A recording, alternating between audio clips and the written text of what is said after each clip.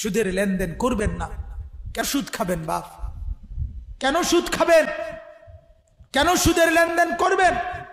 কেন কিস্তি নিবেন?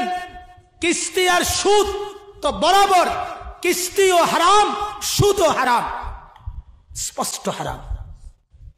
আপনি শুধু এটা আমাকে উত্তর দেন, কুকুরের গোশত হালাল না হারাম?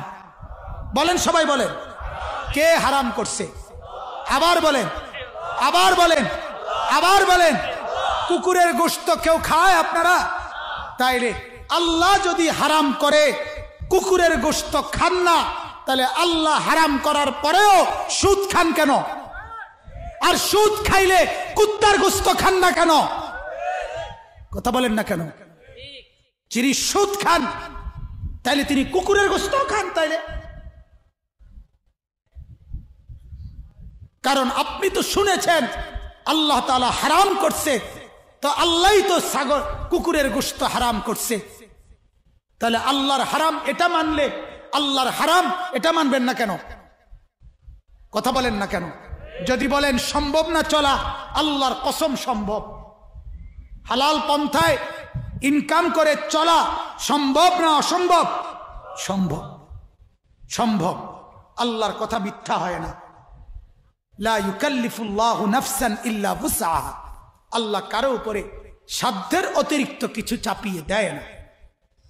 অতএব আমার কথায় রাগ হবেন না, আমি একটু শক্ত বলছি, আর একটু শক্ত বলছি শুধু এই উদ্দেশ্যে, গুনাহ ছেড়ে দেন, গুনাহ ছেড়ে দেন।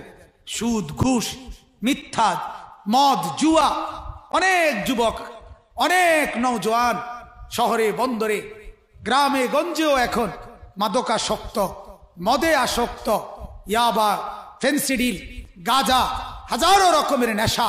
আহা, আল্লাহ নবী সাল্লাল্লাহু আলাইহি সাল্লাম বলেন, পরিষ্কার হাদিস, নবীজি বলছেন যে নেশা করে সেই ব্যক্তির কাছে মা, খালা, চাচি, বোন কেউ নিরাপদ থাকে না, নিরাপদ থাকে না। নেশাখোর আপন জনের উপরেও আক্রমণ করে, আপন জনের উপরেও ঝাঁপিয়ে পড়ে। নাউজুবিল্লাহ, নাউজুবিল্লাহ। এজন্য নেশার থেকে বাঁচেন, অশ্লীলতা থেকে বাঁচেন, ব্যভিচার থেকে বাঁচেন।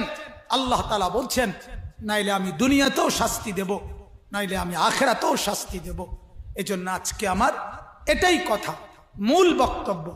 আগত মুসিবত, পিছনের মুসিবত, সব মুসিবতের কারণ গুনাহ।